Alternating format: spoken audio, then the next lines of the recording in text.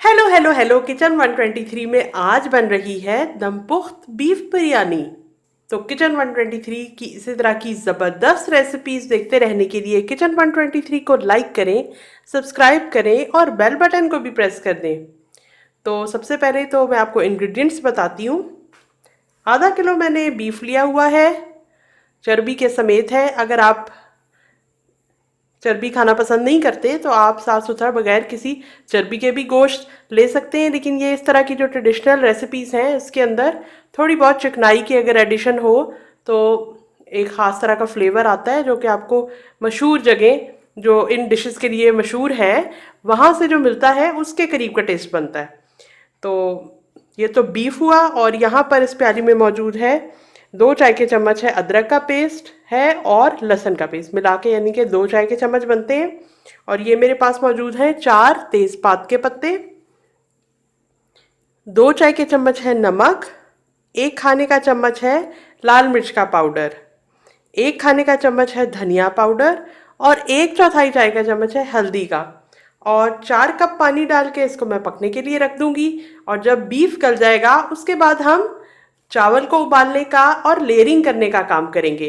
और दम पुख्त क्यों कहते हैं, वो उसकी ख़ास कुकिंग टेक्निक है जिसकी वजह से ये बिरयानी बहुत ही मज़ेदार बनने वाली है। तो चलें कुक करना स्टार्ट करते हैं। ये आधा किलो बीफ या बड़ा गोश्त मेरे पास मौजूद है, ये प्रेशर कुकर के अंदर डाल देती हूँ। ये 2 खाने के चम्मच हुआ अदरक और लहसुन का पेस्ट,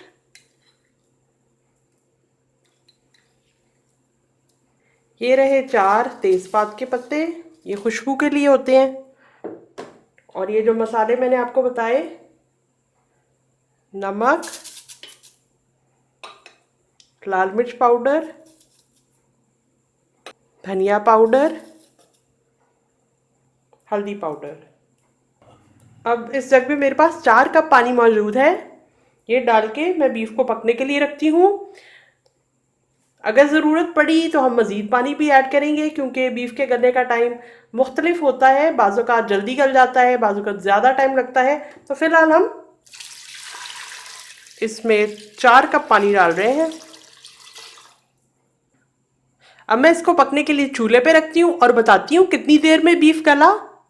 प्रेशर कुकर में गाय का गोश्त और कुछ मसाले डाल के, और 4 कप मैंने पानी डाला था, 5 कप तक डाल सकते हैं।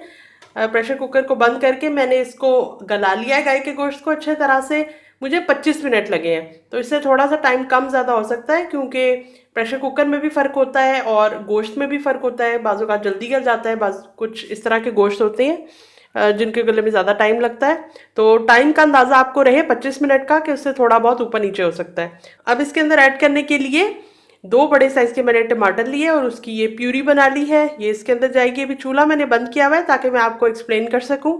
दोबारा से चूल्हा ऑन करती हूँ और फिर इसको पकाती हूँ।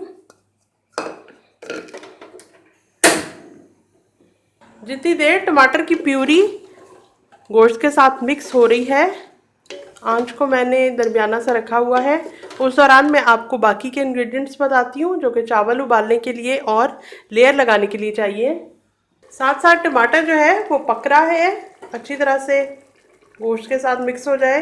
तो बाकी की चीज़ें मैं आपको बताती हूँ कि 2 कप चावल लेके धो के मैंने पानी में भिगोए हुए हैं। चावल उबालने के लिए खुशबू के मसाले मेरे पास मौजूद हैं 6 लौंगे, 5 हरी इलायची, 3 दालचीनी के टुकड़े, 2 बादियान के फूल लेके इस तरह उसके फूलों को मैंने तोड़ लिया, छोटा कर लिया। और तकरीबन 2.5 खाने के चम्मच नमक के हैं, क्योंकि हमने खुले पानी के अंदर चावल को उबालना है तो उस पानी ने अलहदा ड्रेन हो जाना है, तो चावल में मुनासिब नमक रहे, तो इसलिए इतनी ज़्यादा मकदार में नमक डाल रही हूँ। और तह लगाने के लिए बाकी की तमाम चीज़ें मौजूद हैं। 2 टमाटर लेकर उसके इस तरह से गोल कतले बनाए हुए हैं। 1 कप के बराबर है पुदीना, 1 कप के बराबर है हरा धनिया, आधा कप दही मेरे पास मौजूद है। और ये 2 प्याज लेके उसको इस तरह से मैंने ब्राउन करके रखा हुआ है। 7-8 की तादाद में हरी मिर्चें, कुछ हम काट के डालेंगे, कुछ साबुत ही रहने देंगे। और यहाँ पर मौजूद है 1 चाय का चम्मच गरम मसाला है और आधा चाय का चम्मच जायफल जावित्री का पाउडर खुशबू के लिए होता है। ये लीमू के स्लाइसेस मौजूद है, कम ही हम डालेंगे क्योंकि लीमू का जूस भी हमने डालना है। 1 खाने का चम्मच लीमू का जूस है और यहाँ मौजूद है जर्दे का रंग, ये हम ऐड करेंगे, बिरयानी के लिए बहुत ही ज़रूरी है। और आधा कप ऑयल या घी, देसी खाना है, अगर आप घी में बना लें तो और भी अच्छा जायका हो जाएगा। कुकिंग ऑयल में भी बना सकते हैं, मैं भी कुकिंग ऑयल ही इस्तेमाल कर रही हूँ। और खुशबू के लिए केवड़े का इस्तेमाल करेंगे। टमाटर अच्छी तरह से घुल चुके हैं, अब इसको मैं हटा के चावल बॉईल करने के लिए पानी रखती हूँ। नमक, बादियान के फूल, दालचीनी, हरी इलायची और लौंग, जो जिसकी मिकदारें मैंने आपको बताई, ये पानी के अंदर डाल देते हैं ताकि बॉईल हो जाए, खुशबू भी आ जाए और नमक का भी जायका आ जाए। इसको ढक्कन बंद करती हूँ और जब बॉईल आएगा तो फिर भीगे हुए चावल इसमें डालती हूँ। देखिए पानी के अंदर बॉईल आ रहा है, बहुत अच्छी सी खुशबू आ रही है इन खुशबूदार मसालों की वजह से। और अब ये मैं भीगे हुए चावल इसमें डाल रही हूँ और खुली देगची के साथ ही इसको बॉईल करूँगी और आपको बताऊँगी कि कितना हमने इसको कुक करना है और कितना कच्चा छोड़ना है। चावल मेरे आधा घंटा भीगे हैं। हमारे खुशबूदार चावलों को उबलते हुए 7 मिनट हो गए हैं, ज़रा सा चेक भी कर लेती हूँ। ज़्यादातर गल चुके हैं, 85%, 85% तकरीबन गल चुके हैं चावल। इसका फालतू पानी मैं निकालती हूँ और इसके बाद लेयरिंग करती हूँ। चावलों को मैंने उबाल लिया इस तरह से, इसका फालतू पानी निकाल के प्लेटर में फैला दिया ताकि ये नर्म ना हो। इसको एक तरफ रखती हूँ और प्रेशर कुकर से इस देगची के अंदर मैंने गोश्त को शिफ्ट कर लिया है और ये मसाला खुश्क सा हो गया है, लेकिन हमें दम लगाने के लिए पानी की ज़रूरत है, तो तकरीबन 1 कप पानी इसके अंदर मैं डालती हूँ ताकि यखनी सी बन जाए।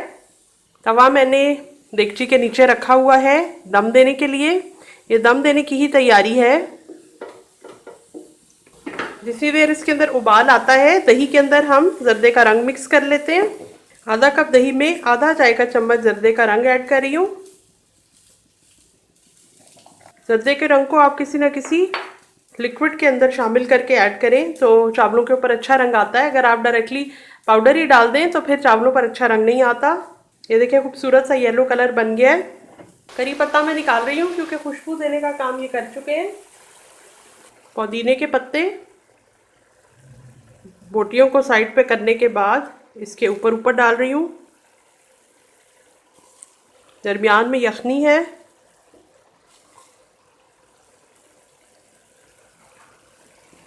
अब हरा धनिया,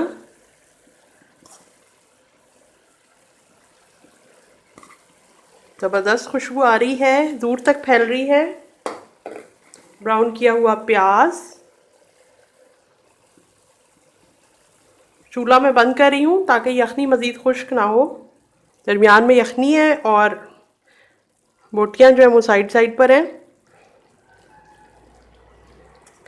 ये टमाटर के स्लाइसेस, ये लेमन के स्लाइसेस, ये लेमन का जूस, हरी मिर्चें, ये जायफल जावित्री का पाउडर और गरम मसाला पाउडर, ये पूरे में फैलाऊंगी। दही में जो मैंने जर्दे का रंग मिक्स किया है, अब ये उबले हुए चावल, अभी भी ये गर्म ही है। खुले बर्तन में फैलाना ज़रूरी है, अगर आप किसी प्याले के अंदर भर के रख देंगे तो वो मज़ीद नरम हो जाएंगे। आपकी बिरयानी के चावल खिले हुए नहीं पकेंगे और बिरयानी की खूबसूरती ख़राब हो जाएगी। ये 3 खाने के चम्मच पानी के अंदर मैं जर्दे का रंग घोल रही हूँ।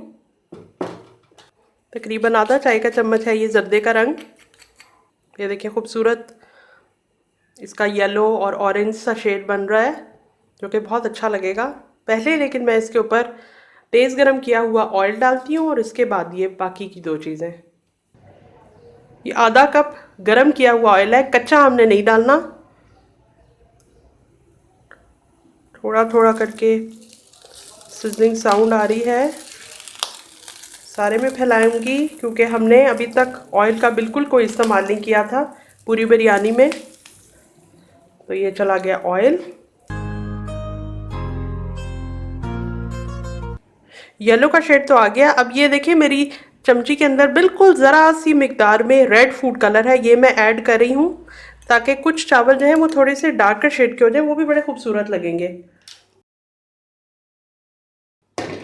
अब चौथाई चाय का चम्मच या आधा चाय का चम्मच केवड़ा वाटर है खुशबू के लिए, ये इसमें डाल दिया।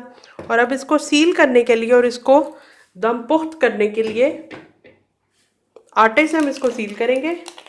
इस तरह सारे फ्लेवर्स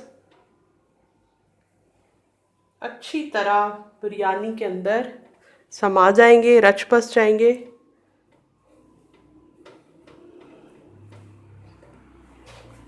एक पेड़ा लिया, उसको इस तरह से लंबाई के रुख करके मैंने देगची के किनारों पर चिपका दिया है।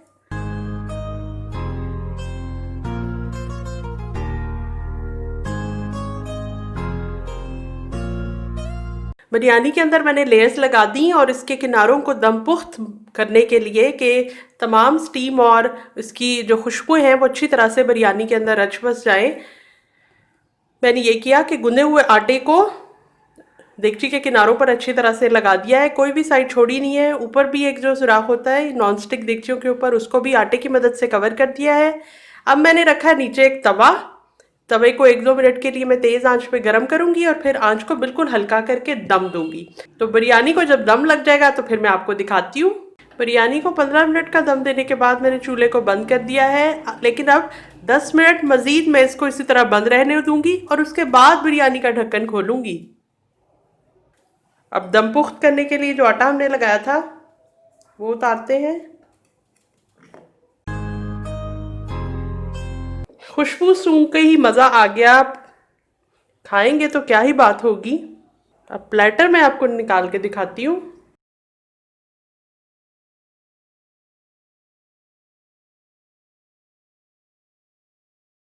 तो तैयार है हमारी ज़बरदस्त किस्म की दम पुख्त बीफ बिरयानी। इस ईद पे ये वाली बिरयानी बनाना तो बनता ही है। मैं कल मिलती हूँ एक और कमाल की रेसिपी के साथ।